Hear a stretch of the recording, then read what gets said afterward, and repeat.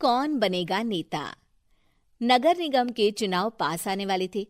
पूरे कानपुर शहर में टिकट को लेकर मारामारी शुरू थी, लेकिन सबसे ज्यादा चर्चा में वार्ड नंबर 40 की सीट थी। वो इसलिए क्योंकि इस बार वहां की सीट महिला के लिए आरक्षित थी। अब सवाल ये था कि चुनाव लड़ेगा कौन। इससे पहले ठाकुर साहब वहां से पार्षद थे और इस बार उन्होंने अपनी पत्नी सीमा ठाकुर को टिकट दिलवाई और ठाकुर साहब की शान के कारण सीमा जी ने 20,000 वोटों से चुनाव जीत लिया। अरे बधाई हो सीमा भाभी, अब तो आप वार्ड की पार्षद बन गई हैं। अब तो हमारे काम आप ही करवाएंगी। अरे ये तो सिर्फ नाम की पार्षद बनी है, वो तो महिला सीट आ गई, वरना पार्षद तो मुझे ही बनना था। अब भले ही चेहरा इसका होगा, लेकिन पावर तो मेरी ही होगी।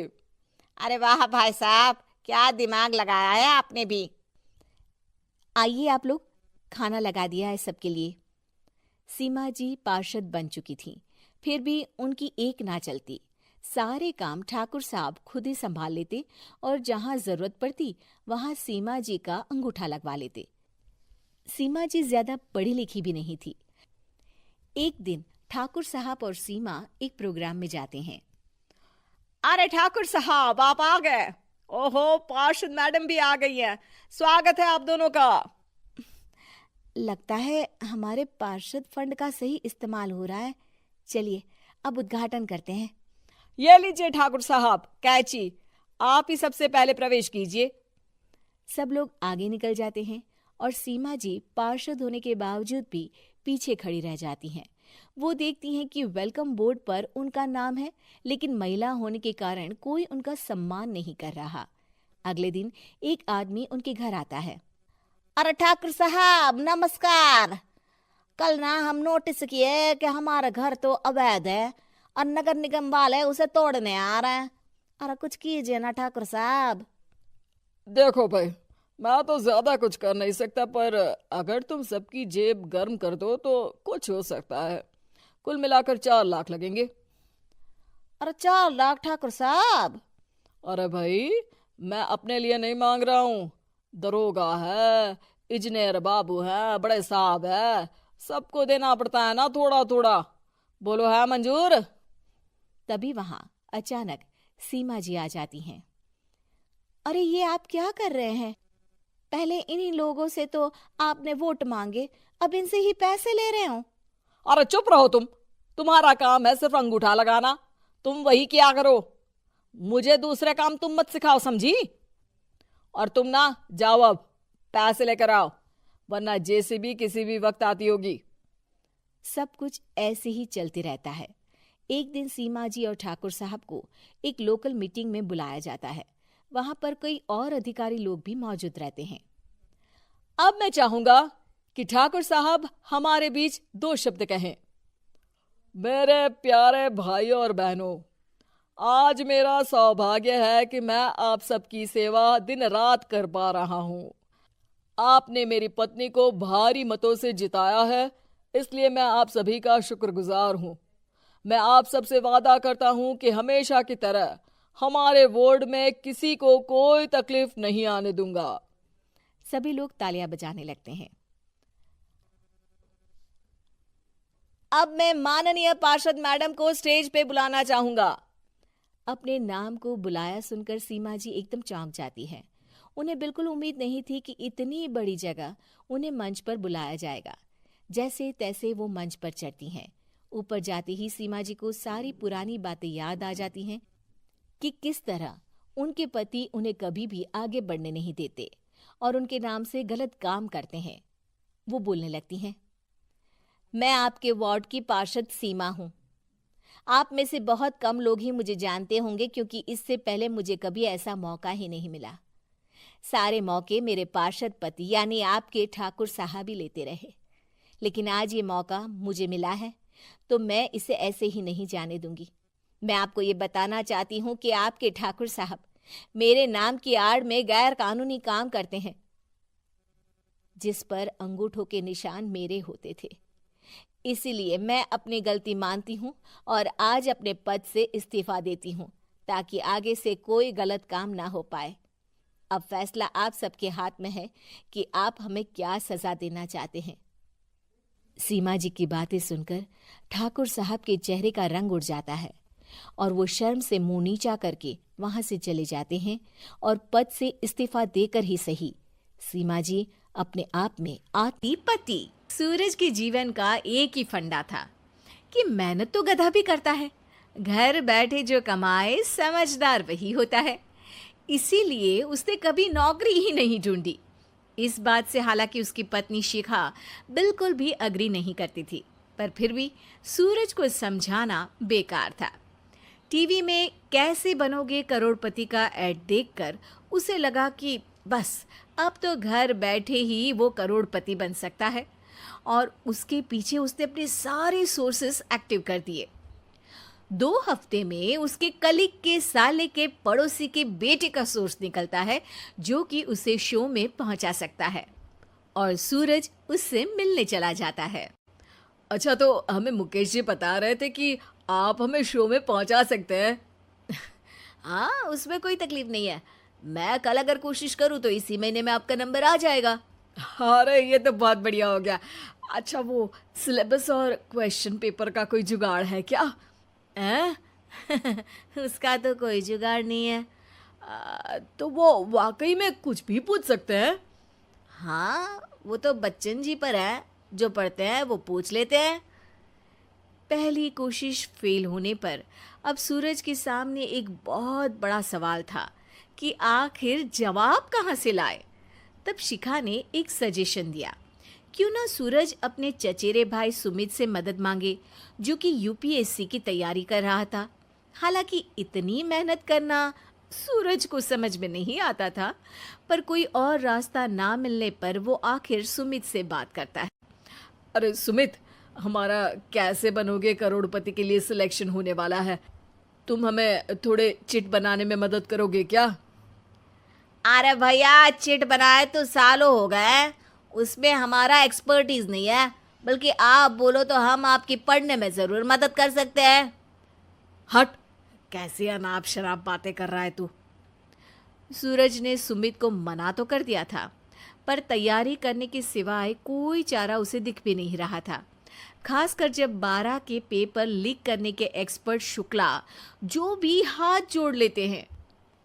आखिर सूरज को सुमित के पास जाना ही पड़ा और उसने सुमित और शिखा से वादा किया कि वो बहुत मेहनत करेगा।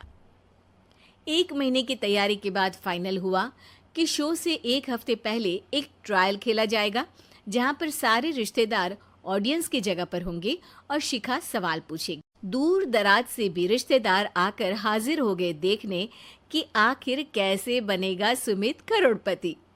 सब कुछ सेट था और इतने में सूरज आकर अपना स्पीच देता है। ये 1 महीना मेरे लिए आसान नहीं था, पर अपने भाई सुमित और अपनी पत्नी शिखा की मदद से मैं इतनी दूर पहुंच पाया हूँ। मेरे मम्मी पापा के आशीर्वाद ने भी बहुत साथ दिया है मेरा। मैं उम्मीद करता हूँ कि आज के शो में आप लोगों को बहुत मजा आएगा। साक्षी पहला सवाल पूछती है और पूरे कमरे में सन्नाटा छा जाता है। इंडिया में कितने स्टेट्स हैं? 3, सॉलिड, लिक्विड और गैस। अरे रुकिए, तो ऑप्शंस तो देने दीजिए। इतने में 5वीं कक्षा का चिंटू बोल उठता है। अरे क्या मामा, आप तो पहले सवाल पर ही आउट हो गए। अरे बेटा, पहला सवाल तो ट्रायल होता है ना। अरे तुम अब देखना। देखने जैसी बात तो थी ही। सूरज को इतना शांत किसी ने नहीं देखा था। कभी कभी तो लगता था मानो सूरज आंख खोलकर ही सो गया हो। मामा जल्दी करो प्लीज, कल सुबह पनवेल भी तो निकलना है। अरे हट, कंसंट्रेट करने दे मुझे। 3 सवाल में 3 लाइफलाइन खत्म हो चुकी थी और अब चौथे सवाल पर भी सूरज का मौन नहीं टूटा, पर सूरज अभी भी हार मानने को तैयार नहीं था। उधर हर कोई सूरज को छोड़ सुमित को देख रहे थे। आखिर सुमित ने ही तो पढ़ाया था सूरज को। गजब बेइज्जती है यार। अरे बेटा, तो बाप का, दादा का, भाई का, सबका नाम बुड़वाएगा। अरे 3 लाइफ लाइन ले ली तो भी तेरा कुछ नहीं होना है। अरे कोई इतनी बात करता है क्या शो पर? अरे बेटा, शो पर तेरे जैसे भी तो नहीं आते ना। सूरज की ये जंग आखिर 1 घंटे बाद 5वें सवाल पर खत्म हो गई, जब उसने इंडिया के नेशनल बर्ड का नाम कहा, कौवा। अरे बेटा, मजा तो बहुत आया, बस थोड़ा टाइम पर खत्म होता तो आनंद भी आ जाता। ताने बारिश के बूंदों की तरह बरस रहे थे और सूरज को भी समझ आ रहा था कि ये करोड़पति बनना शायद उसके बस के बाहर की बात है। पर वो आखिर ये बात मान कैसे लेता? वो सख्त लौंडा जो ठहरा, उसने सोचा कि बेइज्जती तो हो ही चुकी है, पर अगर मैं हार नहीं मानूं तो शायद कुछ हो सकता है। शिखा, तुम देखना, असली शो में आग लगा दूंगा, आग, करोड़पति बनूंगा मैं। हाँ, सब्जियां खत्म हो गई है घर पे, ले आओ। पहले पति बन जाओ, फिर करोड़पति बनना। अरे गजब बेइज्जती है यार। बेटा, अभी तो घर पर ही हुई है, 1 हफ्ते में तो तुम देश के सामने करवा कर आओगे। वैसे जब टीवी पर जाओ ना, तो बस अपने मम्मी का ही नाम लेना, ठीक है? कोई पूछे तो बोलना कि पापा नहीं है मेरे। अरे पढ़ाई की, पेपर निकलवाए, इतने सारे लोगों को खाना खिलवाया, क्या फ़र्क पड़ा? इसीलिए मैं कहता हूँ कि मेहनत तो गधा भी करता है, घर बैठे जो कमाए वही सिकंदर। लेकिन मामा, गधे भी जानते हैं कि हमारा राष्ट्रीय पक्षी मोर है।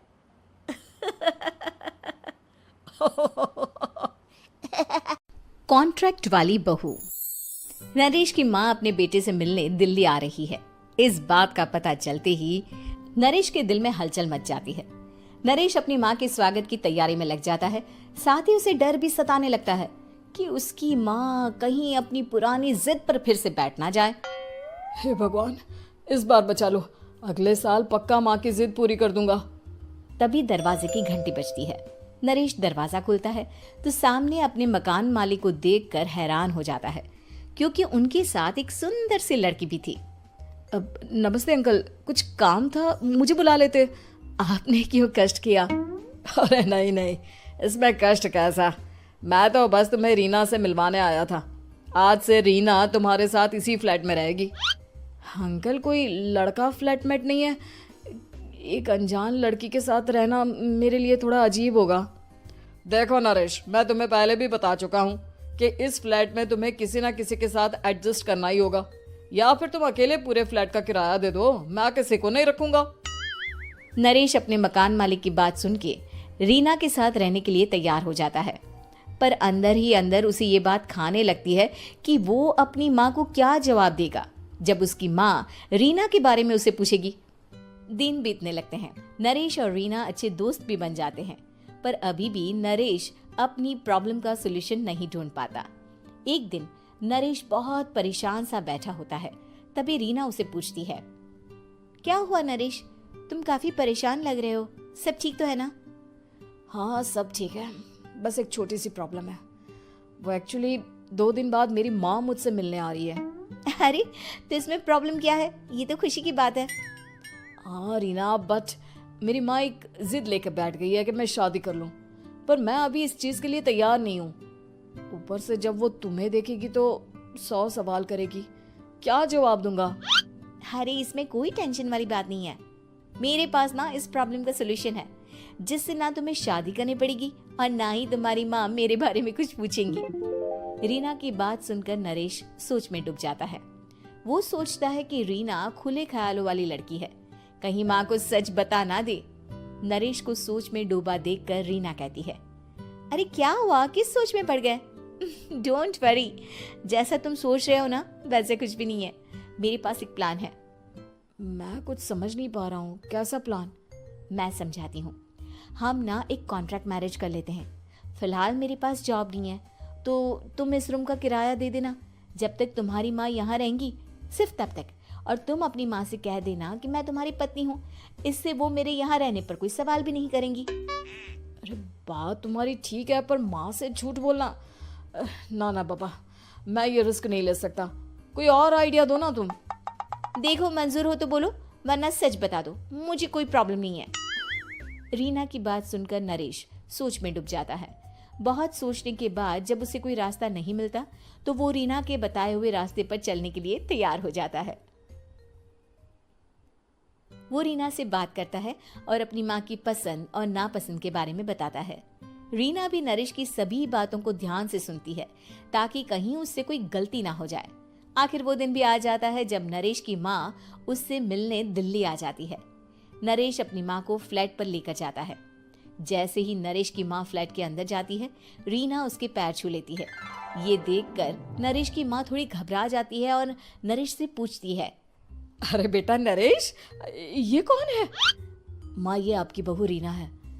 माफी चाहता हूँ, सब कुछ इतनी जल्दी में हुआ कि आपको बता ही नहीं पाया, इसलिए सोचा कि क्यों ना आपको सरप्राइज दिया जाए।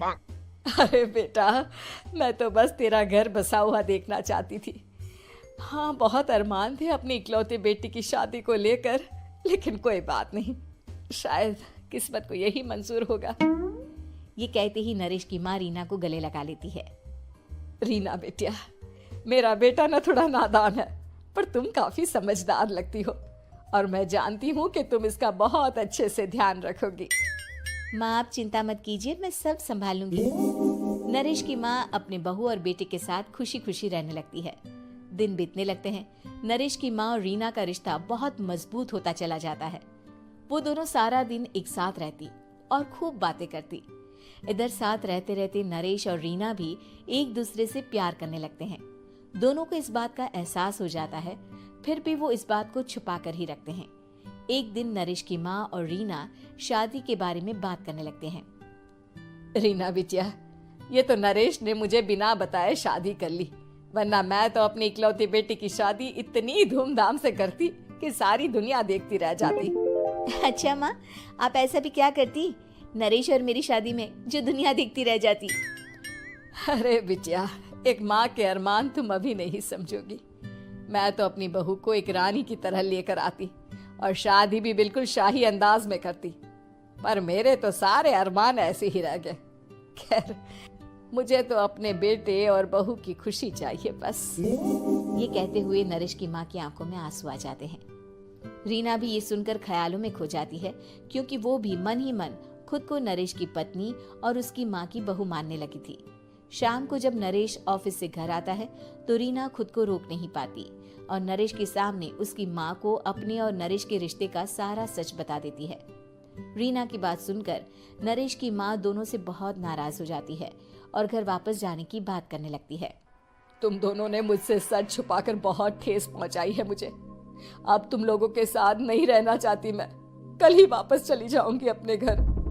माँ मुझे माफ कर दो, ये सब मैंने रीना के कहने पर ही किया है, वरना मैं भी आपको कभी ठेस पहुंचाने के बारे में सोच भी नहीं सकता। हाँ माँ, हमने ये सिर्फ आपका दिल रखने के लिए किया, प्लीज हम दोनों को माफ कर दीजिए। तुम दोनों ने मेरे अरमानों के साथ खिलवाड़ किया है और वैसे भी मुझे अपने बेटे के लिए एक अच्छी लड़की ढूंढनी है, इसलिए मेरा यहाँ से जाना ही बेहतर होगा। माँ की ये बात सुनकर रीना खुद को रोक नहीं पाती। माँ, क्या मैं आपके घर की बहू बनने लायक नहीं हूँ? रीना की बात सुनकर नरेश हैरान रह जाता है। नरेश की माँ भी कुछ समझ नहीं पाती। मैं कुछ समझी नहीं, आखिर तुम कहना क्या चाहती हो? माँ, मैं वो नरेश से बहुत प्यार करती हूँ और साथ ही साथ मैं आपको भी अपनी माँ मान बैठी हूँ। आज जब आपकी बातें सुनी तो खुद को रोक नहीं पाई, इसलिए सारा सच आपको बता दिया। रीना की बात सुनकर नरेश की माँ की आंखों में आंसू आ जाते हैं और वो अपने बेटे नरेश और रीना को गले लगा लेती है। मेरे घर की बहू तो सिर्फ रीना बिटिया ही बनेगी। मैं आज ही तुम दोनों की शादी की तारीख निकलवा दूंगी, बस एक बार तुम्हारे घर वाले मान जाए। उसी दिन रीना के माता पिता भी उनके फ्लैट पर आ जाते हैं। दोनों परिवार आपस में बैठकर बातें करते हैं और शादी के लिए राजी हो जाते हैं। रीना भी कॉन्ट्रैक्ट फाड़ देती है और कहती है, सही मायने में मैं अब बहू बनूंगी, अब तक तो सिर्फ कॉन्ट्रैक्ट वाली बहू थी।